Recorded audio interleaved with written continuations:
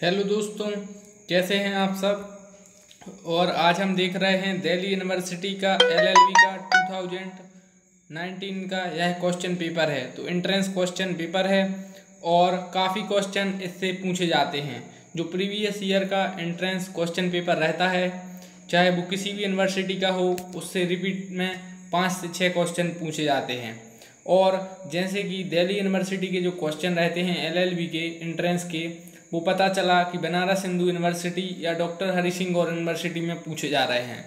तो इस प्रकार से क्वेश्चन पूछे जाते हैं।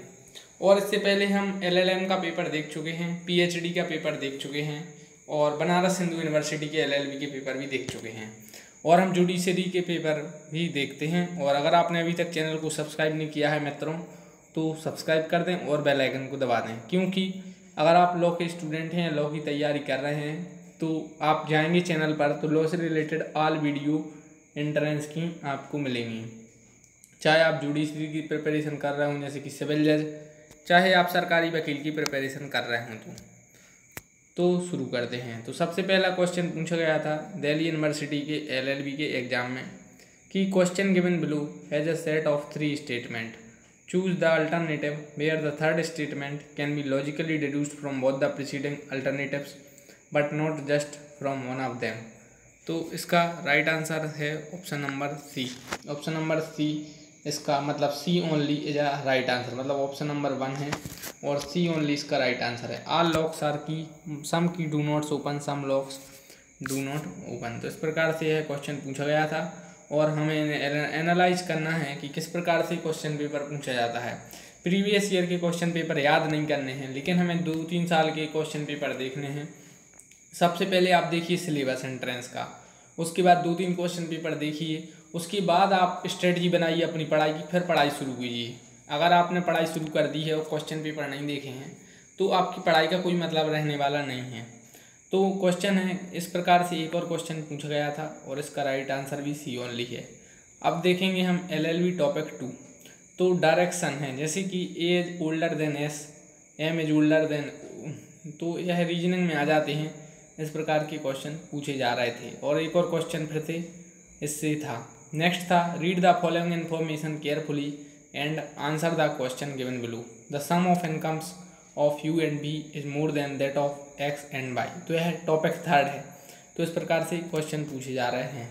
यह एलएलबी के एग्जाम दिल्ली यूनिवर्सिटी में पूछे गए हैं। अब टॉपिक 4 है कि which of the following is correct.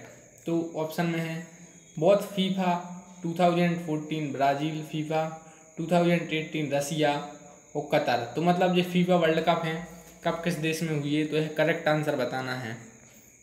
तो इस प्रकार से क्वेश्चन थे। नेक्स्ट क्वेश्चन संविधान से रिलेटेड लग रहा है कि which one of the following does not constitute the electoral college for electing the president of India.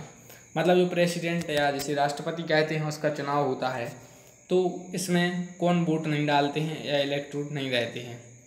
तो ऑप्शन है elected member of Rajya Sabha, elected member of legislative council, elected member of legislative assembly of each state और elected member of Lok Sabha. तो इसका right answer है elected member of legislative council. तो आपको बता दूं which of the following does not constitute the electoral college for electing the president of India. जो राष्ट्रपति का चुनाव होता है उसमें लेजिस्लेटिव काउंसिल होती है, जो विधान परिषद, जो कि 4-5-6 राज्यों में है। उसके लिए मैं डिटेल में वीडियो एक अलग बनाऊंगा। तो वो वोट नहीं डालते हैं, सांसद डालते हैं, विधायक डालते हैं, वोट डालते हैं। तो इस प्रकार से संविधान के क्वेश्चन पूछे जाते हैं, काफ़ी इजी। आप जाइए, मेरी वीडियो है इस पर और आप देख सकते हैं। नेक्स्ट है a watch reads 4:30 if the minute hand points toward north east then the hour hand will point towards the. तो इसका क्वेश्चन पूछा गया था। नेक्स्ट काफ़ी इंपॉर्टेंट क्वेश्चन था, मैं आपको करवा चुका हूँ कि as per the 7th schedule of the constitution of India the power to enact law on residuary matter lies with. तो यह पार्लियामेंट राइट आंसर होगा। एक बात मैं आपको बता दूं, चाहे आप किसी भी एंट्रेंस की तैयारी कर रहे हों, मैंने कॉन्स्टिट्यूशन का आपके लिए चाहे वो मॉडल टेस्ट पेपर सॉल्व करवाए हों और चाहे मैंने डिटेल वीडियो बनाई है, प्रीएम्बल हो चाहे किसी भी लेवल हो, तो मैंने 0 से शुरू कर आपको सिविल जज लेवल या लॉ ऑप्शनल तक के संविधान को पढ़ाया है। अब आप कोई भी अगर वो हमारी वीडियो आप वो देखे हैं तो आप ये कॉन्स्टिट्यूशन के क्वेश्चन चाहे वो किसी भी एग्जाम में आए हों, चाहे वो BHU बनारस हिंदू यूनिवर्सिटी के में आए हों, चाहे दिल्ली यूनिवर्सिटी के में आए हों, आप सॉल्व कर सकते हैं। नेक्स्ट है the doctrine of transferred malice is content in which section of the IPC 1860। तो इसका राइट आंसर है सेक्शन 301। सेक्शन 301 इसका राइट आंसर है IPC का। कई बार पूछ लिया जाता है, LLB के एंट्रेंस की बात कर रहा हूँ मैं, सिविल जज की नहीं, कि IPC किस ईयर की है। तो 1860 की है IPC, 1872 का है एविडेंस और 1973 की है CRPC। यह कभी कभी पूछ लिया जाता है। नेक्स्ट क्वेश्चन काफ़ी इंपॉर्टेंट है और मैं आपको 3 से 4 पेपरों में सॉल्व करवा चुका हूँ। अब आपको समझ में आ रहा होगा कि प्रीवियस ईयर के क्वेश्चन पेपर कितने महत्वपूर्ण हैं। इनसे हमें पता चलता है किस प्रकार के क्वेश्चन एंट्रेंस पेपर में पूछे जाएंगे। तो क्वेश्चन है कि the doctrine of double jeopardy inserted in article 22 means, तो no one can be prosecuted and punished more than once. तो इसका मतलब है no one can be prosecuted और punished more than once of the same offence. किसी व्यक्ति को एक ही ऑफेंस के लिए 2 बार पनिश नहीं किया जा सकता, या बार मोर देन वंस, एक से अधिक बार पनिश नहीं किया जा सकता।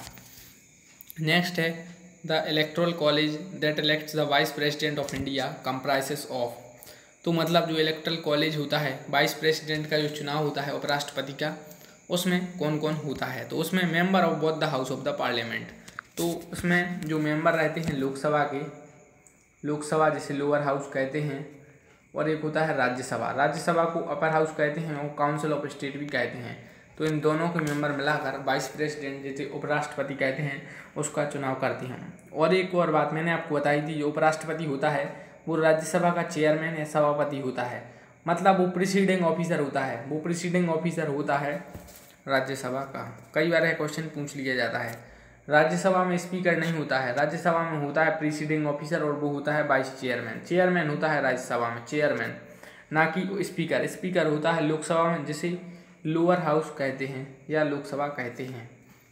नेक्स्ट है ये फर्स्ट इन्फॉर्मेशन रिपोर्ट जिसे FIR कहते हैं, और कई एग्जामों में FIR का फुल फॉर्म तक पूछ लिया गया है, जैसे कि SSC लेवल एग्जामों में। तो a first information report for a cognizable offence में बी लॉज्ड बाय। तो ऑप्शन में है victim, family member of the victim, all of these. तो all of these is a right answer of this question. काफ़ी महत्वपूर्ण question है और all of these इसका राइट आंसर है। रिपीटेबल क्वेश्चन है दोस्तों, यह कई बार पूछा जा चुका है, VVIMP है। अगर आप देख लेंगे तो आपके 2 मार्क्स गेन होने वाले हैं, क्योंकि यह कहीं भी पूछा जा सकता है और नॉलेज आप लोग गेन कर रहे हैं। प्रीवियस ईयर पेपर देखकर आपको इतना नॉलेज गेन होगा कि मैं आपको बता नहीं सकता।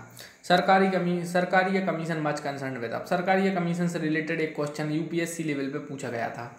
तो electoral reforms, financial reform, central state relation या जुडिशियल रिफॉर्म। तो सेंट्रल स्टेट रिफॉर्म मतलब कि जो केंद्र राज्य संबंध है, केंद्र राज्य के बीच संबंध से रिलेटेड था एक सरकारी आयोग। तो केंद्र राज्य के जो संबंध थे उससे रिलेटेड था।